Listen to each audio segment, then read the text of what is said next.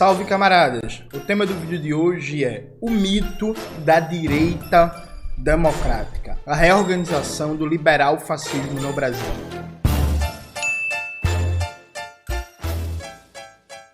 Antes de começar propriamente o tema do vídeo do canal, quero muito agradecer a você que ajuda a manter e melhorar nosso canal a partir do Apoia-se. Seu apoio é fundamental para a gente continuar o nosso trabalho. Note, quando se faz o debate da eleição de 2022, muita gente, especialmente no campo progressista, defende a necessidade da frente ampla para derrotar Bolsonaro, né? Então, as esquerdas tinham que usar a frente ampla para derrotar Bolsonaro, senão a vitória não viria. Veja, se a gente está falando de uma frente ampla, a gente está falando que, beleza, a gente pode debater o interesse ou a necessidade das esquerdas de fazer frente ampla para derrotar Bolsonaro, só que uma frente ampla, por definição, não tem só elementos de esquerda, senão não seria uma frente ampla, seria uma frente de esquerda, uma frente popular. Então, por exemplo, na campanha de Lula 2002, assim, claramente, incontestavelmente, a FEBRABAN, a Federação Nacional dos Bancos, e a Globo, só para citar dois exemplos, apoiaram o presidente Lula. Além da Band, por exemplo. A Band, inclusive, nossa senhora, a Band mostrou uma extrema simpatia, acho que fazia muito tempo que o governo Lula não tinha uma cobertura tão simpática, o governo Lula não, né? O Lula candidato, o Lula figura política, não tinha uma cobertura tão simpática na mídia burguesa. E aí, veja, eu acho que raramente a gente se pergunta por que esses setores da mídia burguesa apoiaram Bolsonaro. Durante o governo Bolsonaro, circulou muito certas explicações que Bolsonaro atrapalhava o capitalismo. Então se criou até um mito, né? O Reinaldo Azevedo, no programa dele, Vai da Coisa, que eu assisto todo dia, ele vivia dizendo assim, Bolsonaro é o maior líder anticapitalista do Brasil, Bolsonaro atrapalha o capitalismo. Passaram os 4 anos do governo Bolsonaro, dizendo que o Brasil ia perder negócios da China, ia sofrer sanções da União Europeia, ia perder mercado nos Estados Unidos, no Canadá e não sei o quê.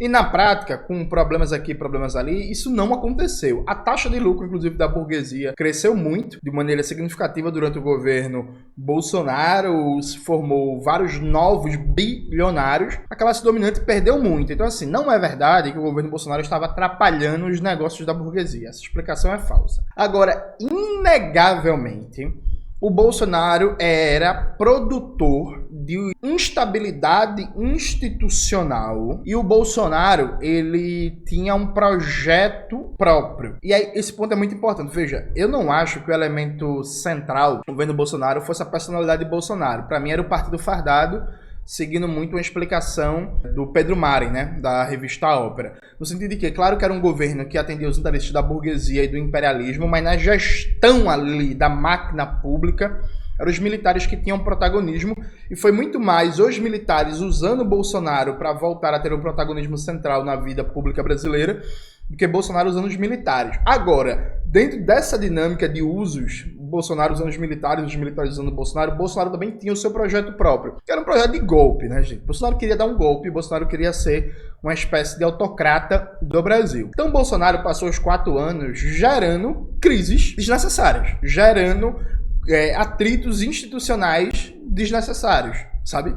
Isso é inegável. Bolsonaro, sobre muitos aspectos políticos, era disfuncional, sabe? Inclusive, Bolsonaro era disfuncional até por um aspecto que Bolsonaro escancarava muito o elemento da dominação de classe, né? Eu lembro que no começo de 2023, eu falei que ia ser um momento que o crescimento da adesão, da visibilidade do marxismo no Brasil, dos comunistas, ia diminuir. Por que ia diminuir? Porque uma coisa é o governo Bolsonaro, que falava todo dia, Bolsonaro falava todo dia abertamente da luta de classes, bicho. Que trabalhador não tem que ter direito, que tem que escolher ou ter trabalho ou não ter direito nenhum, que tem que morrer mesmo, que a economia não pode parar, e que o lucro e as empresas, e vive Israel, vive os Estados Unidos, morta o MST, aos indígenas, aos quilombolas, vive o agronegócio e tal. Bolsonaro era inclusive disfuncional porque não aconteceu, mas veja, Bolsonaro poderia ter sido a chama de um processo de radicalização generalizada à esquerda no Brasil. Não aconteceu. O fato de não ter acontecido não significa que isso não era uma possibilidade, percebe? As possibilidades, como diz o nome, podem acontecer ou não. O fato é que era disfuncional para a dominação burguesa ter um presidente que ficava escancarando que a república é uma república burguesa, tá ligado? Tipo, é por isso, inclusive, que, entre aspas, foi tão fácil radicalizar tanta gente durante o período do Bolsonaro. Porque, porra, a gente ficava trabalhando em cima, inclusive, das falas do Bolsonaro, pô. E aí, pra mim, claramente, um setor da classe dominante olhou assim e falou: ei, bicho, esse bicho é disfuncional. Não dá, não dá. É isso, não dá. E foram, primeiro, antes de apoiarem o Lula, tentaram de 3.000 formas diferentes criar um candidato da chamada terceira via, né? Foi assim, foi um movimento desesperado. Teve Luciano Huck, teve Mandetta, teve Eduardo Leite, teve assim todo tipo de manobra que você imaginar para terminar abraçado com a Simone Tebet, e a Simone Tebet não cresceu. Aí tiveram que apoiar o Lula, né? E nem todos os setores da burguesia, vão alguns setores da burguesia. O governo Joe Biden, o imperialismo estadunidense, na real, na eleição, estava inclinado à posição do Lula. Pois bem, e aí, bicho, vamos lá. Parece que tem muita gente que esqueceu que a gente passou 4 anos, eu lembro, por exemplo, que nas redes sociais, volta e meia, como dizem os jovens, né, irritava alguma postagem dizendo que a burguesia não tem problema com Bolsonaro, que ela queria o mesmo programa de Bolsonaro educadinho, né, tipo, queria um João Amoedo. Então, assim, a gente passou 4 anos dizendo isso, o que é verdade. O problema da Febraban, o problema da Globo, o problema do Itaú, do Bradesco, do Santander, da Band, não sei o que, com o governo Bolsonaro, não era com o núcleo do projeto político-econômico do Bolsonaro. O problema deles era o elemento de milicianização da política, aquela coisa tosca, escrota, escrachada, e crise política, e pau no STF, e briga, e ataca chinês, e ataca francês, e ataca União Europeia, e ataca não sei o que, e ataca o governo Biden, pau, e pau, e pau, e pau, e pau. E aí, quando o Bolsonaro é derrotado, me parece muito claro, que as forças burguesas no Brasil começaram uma operação de preparar os seus candidatos para 2026, na ideia de que, precisamos manter uma dinâmica programática igual ao bolsonarismo, igual o programa que a gente viu no governo Temer, inclusive no governo Bolsonaro, em síntese, manter a ponte para o futuro apresentada pelo Michel Temer, só que sem as disfuncionalidades do Bolsonaro, né? Alguém clean, alguém educadinho, alguém que sabe fazer uma retórica lixosa, republicana, e por aí vai. E aí vem se destacando muito o Tarcísio de Freitas, de São Paulo, que inclusive, quando a gente olhar pro Tarcísio, gente, olhe pro Tarcísio, mas não veja só o Tarcísio, veja o Gilberto Kassab por trás, né? E vamos lembrar que o PSD do Kassab, que se transformou no partido com mais prefeituras em São Paulo. Ele tá na prefeitura de São Paulo, e da capital, né? E tá no governo do estado, e tem um papel estratégico ali, e ele tem a coleira no Tarcísio, né? Assim. Então, assim, o Tarcísio e o Ronaldo Caiado, para mim, nesse momento, estão colocados como os candidatos preferidos ali da burguesia. E aí, dentro dessa dinâmica, se formou um mito, o mito da direita democrática, da direita, usando a linguagem da mídia burguesa, não radical. E aí, eu lembro que no final de fevereiro, rodou muito na internet também, vídeos de comentaristas da Globo News dizendo que o Tarcísio não é uma figura radical, que ele não é extremista, que ele é um cara técnico, que ele é um cara de perfil mais tecnocrático. Então, o Tarcísio é meio que um cara de boa, um cara democrata e tal. E é curioso, né? O cara é um sociopata que estava na missão do Haiti, que foi uma das maiores brutalidades do governo Lula. Estava na missão do Haiti, participou de várias coisas escabrosas. Aí o cara chega no governo de São Paulo, o número de assassinatos praticados pela PM cresce de maneira violenta. Na Operação Escudo, na Baixada Santista, a polícia do Tarcísio já matou mais de 40 pessoas, com o Tarcísio justificando.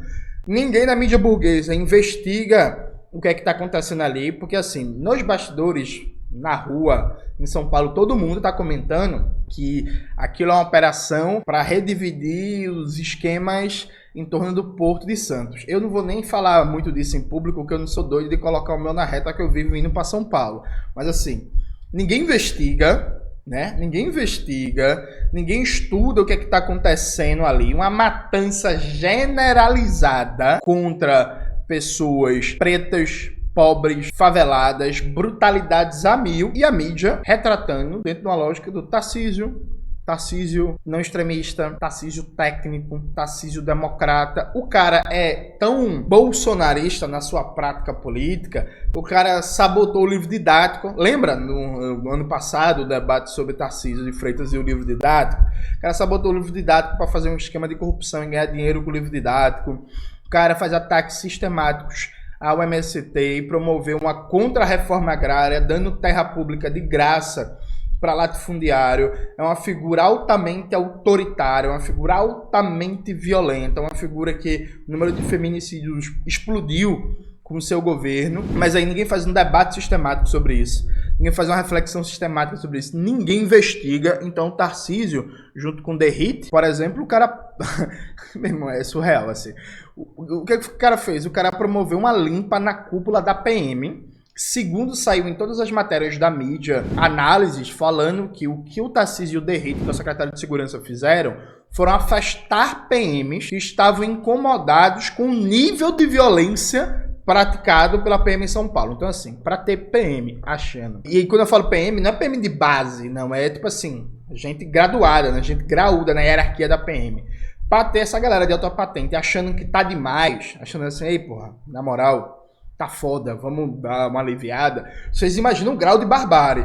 Então o Tarcísio foi lá, deu uma canetada, mandou um bocado de coronel pra reforma e mudou a cúpula da PM. E, meu irmão, imagina, nossa senhora, imagina em comparação se é o governo Lula que faz isso com os militares, a gritaria que não seria, o escândalo, assim, o mês inteiro falando disso e atacando o governo Lula. E o governo Lula é populista e Lula tá movido por vingança ideológica e quer aparelhar as Forças Armadas e não sei o que. O Tarcísio passou uma limpa, colocou um bocado de preposto alinhado com ele, com o programa do Derrite lá, e a mídia burguesa em silêncio.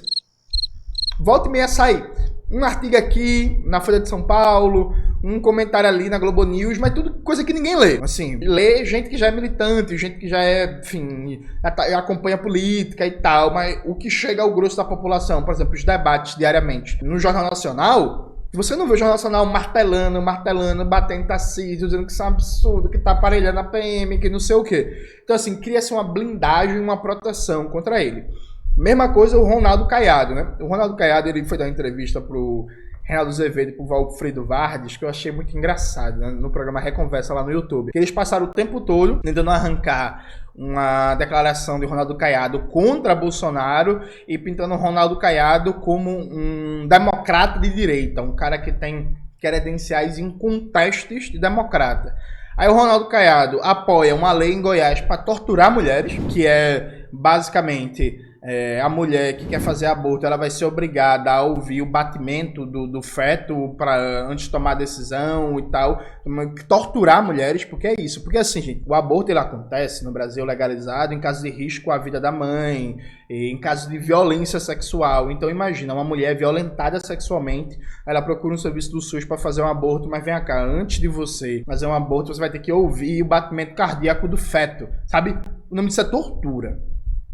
É um atentado à dignidade da mulher, à dignidade da pessoa que foi vítima de uma violência prévia, e na procura do serviço público está passando por uma nova violência. Aí depois o Ronaldo Caiado vai e censura o livro O Avesso da Pele, do Jefferson Tenório, e o Caiado censura o livro dentro de uma onda bolsonarista de tomar essa prática e confessa que não leu o livro, sabe? Então assim, a fina flor do debate bolsonarista, do negacionismo bolsonarista, da guerra cultural reacionária bolsonarista, e aí na entrevista com o Valfrido Vardes e com o Reinaldo Azevedo, o Caiado pagando, não, homem da ciência, não, eu sou um médico, sou um homem da ciência, eu não posso ser contra a vacina e tal, aí vai censurar um livro sem ler, é um miserável, né? É infeliz de pai e mãe quarteirão, censura o livro sem ler. Em Goiás, tal como São Paulo, a violência policial também cresceu muito em 2023. Então, Caiado fica se orgulhando de que controlou a violência, depende do prisma, né? Porque, por exemplo, a polícia em Goiás mata cada vez mais, bota aí, Maxwell, algumas matérias na tela. Então veja, a burguesia, a partir dos seus instrumentos, ela está decidida a construir um mito, que é o mito da direita democrática, para operar o mesmo programa que Bolsonaro, e para dizer assim, ó, bicho, você pode censurar livro, você pode censurar livro, você pode apoiar a legislação que tortura a mulher, você pode liberar a polícia para matar geral. Você pode fazer o que você quiser na mudança da institucionalidade do governo do estado. Você pode tocar o zarai. Você pode violar todo tipo de lei que você imaginar. Você pode fazer tudo. A privatização da Sabesp, operada pelo Tarcísio, por exemplo, foi um absurdo gigantesco, né, que está em disputa ainda. Você pode fazer tudo. Só o que a gente quer é que você mantenha um padrão de respeitabilidade, um padrão de respeitabilidade e que tenha uma dinâmica de governança que não seja caótica como o bolsonarismo. É isso. Ou seja, a gente passou 4 anos dizendo que o problema da burguesia não era com o bolsonarismo, em sua essência, era com os aspectos mais toscos e milicianos de Bolsonaro. Tá? A prova aqui. Eles estão preparando candidatos para 2026 que, em essência, não diferem nada do Bolsonaro, mas que sabem se comportar, que sabem comer de garfo. E aí, o que eu chamo a atenção para isso, gente? Veja, de novo, volto para o debate do campo progressista. Há um debate meio estranho aqui, que isso já apareceu na visão de várias pessoas. O José Dirceu já falou isso em entrevistas, não, que a ideia é manter essa frente ampla para resgatar o Brasil por 3, 4 mandatos. O José Dirceu já falou isso. O Elias Jabbour, na entrevista com o Humberto Matos, meu camarada Elias, mandar um abraço e um beijo para ele aí em Pequim, em Xangai, melhor dizendo, né? Não sei se é em Pequim ou em Xangai. Na China. Dá um abraço para Elias. O Elias Jabbour falou isso na entrevista com o Humberto, que é 3, 4 mandatos com essa frente ampla, nucleada ali pelo PT, pelo PCdoB, pelo PSOL, pela gente séria do PSB e pelos nacionalistas do PDT. Eu até respondi isso no vídeo do meu canal. Coloca aí na tela, Maxwell. Ou seja, o que eu quero chamar a atenção para vocês. Veja, a burguesia, ela já está articulando as possibilidades de romper essa frente ampla em 2026, visando construir uma frente pura de direita. Então, continua sendo o sonho da burguesia lançar um candidato de direita neoliberal fascistoide forte que não Bolsonaro, que garanta estabilidade e que seja governável, que não seja um imbecil igual o Bolsonaro. Ao mesmo tempo, no campo das esquerdas, campo progressista, o que mais se fala é manter essa frente ampla pelos próximos anos. E aí, veja, gente, lógica básica aqui da política. Lógica básica. Você tem uma frente ampla. Você tem um lado dela articulando alternativas para além dessa frente ampla.